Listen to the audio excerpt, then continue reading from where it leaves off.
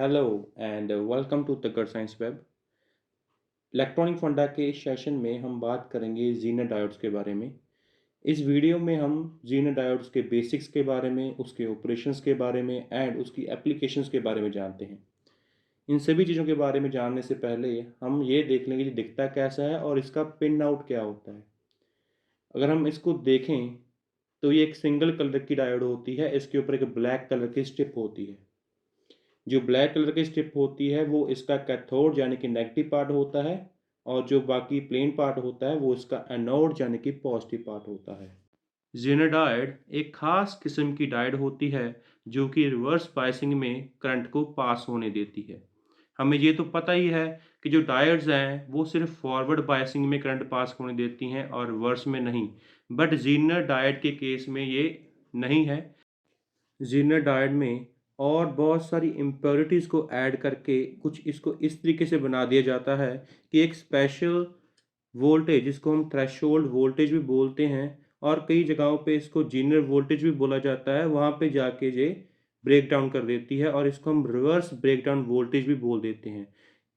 इस reverse voltage के बाद इसमें से करंट पास होना शुरू हो जाता है और आपका सर्किट पूरा हो जाता है।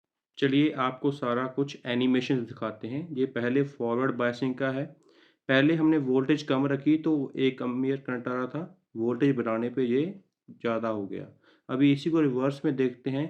कम वोल्टेज पे रखा -1 पे तो वैल्यू कम आ रही है। आगे -2 के ऊपर रखेंगे फिर भी कम करंट आएगा। लेकिन -2 के बाद एक ऐसी वोल्टेज आएगी जिसके बाद ब्रेकडाउन होएगी और करंट एकदम से ज़्यादा हो जाएगा, जिसको हम रिवर्स वोल्टेज या फिर ब्रेकडाउन वोल्टेज बोलते हैं।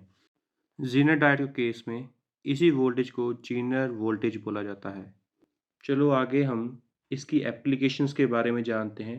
सबसे पहली और इम्पॉर्टेंट जो इसकी एप्लीकेशन है वो वोल्टेज रेगुलेशन की है।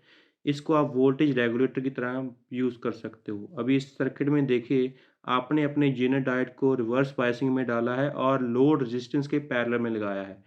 ये तब तक काम नहीं करेगा जब तक आपकी वोल्टेज जितनी लोड रेजिस्टेंस को चाहिए उतनी आ रही है। लेकिन जब इसकी वोल्टेज रिवर्स वोल्टेज के पास चली जाएगी तो ये करंट अपने आप में से पास कर देगा और जो आपका लोड रेजिस्टेंस है वो बचा रहेगा और आपका सर्किट चलता रहेगा। चलो अभी वोल्टेज रेगुलेशन को एनिमेशन से समझते हैं। अभी इस मीटर को देखिए, ऊपर करंट का मीटर लगा है, नीचे हम वोल्टेज को धीरे-धीरे 1, 2, 3, 4 बढ़ा रहे हैं। अभी 4.8 के बाद करंट एकदम से बढ़ना शुरू हो गया, यानी कि जो आपका 4.8 था, वो आपकी थ्रेशोल्ड वोल्टेज थी। अभी हम इसको कम करके देखते हैं कि कहाँ पर जाके ये वैल्यू करंट की 0 हो जाती है। अभी हम वोल्टेज को कम कर रहे हैं। 4.8 आने के बाद आपका करंट एकदम से 0 हो जाएगा, यानी कि वो आपकी थ्रेशोल्ड वोल्टेज थी। अगर हम ज़ीनर डायोड की और एप्लीकेशंस के बारे में बात करें तो ज़ीनर डायोड वेव फॉर्म क्लिपर में यूज़ होता है, वोल्टेज शिफ्टर की तरह काम करता है और वोल्टेज रेगुलेटर के बारे में तो हम बात कर ही चुके हैं। इन सभी सर्किट्स के बारे में जानकारी आगे पिक्स में दी गई हैं, जैसे वेव फॉर्म क्लिपर की ये पिक है। ऐसे ही आपका जो वोल्टेज शिफ्टर है उसको आप इस सर्किट अकॉर्डिंग अटैच कर सकते हो।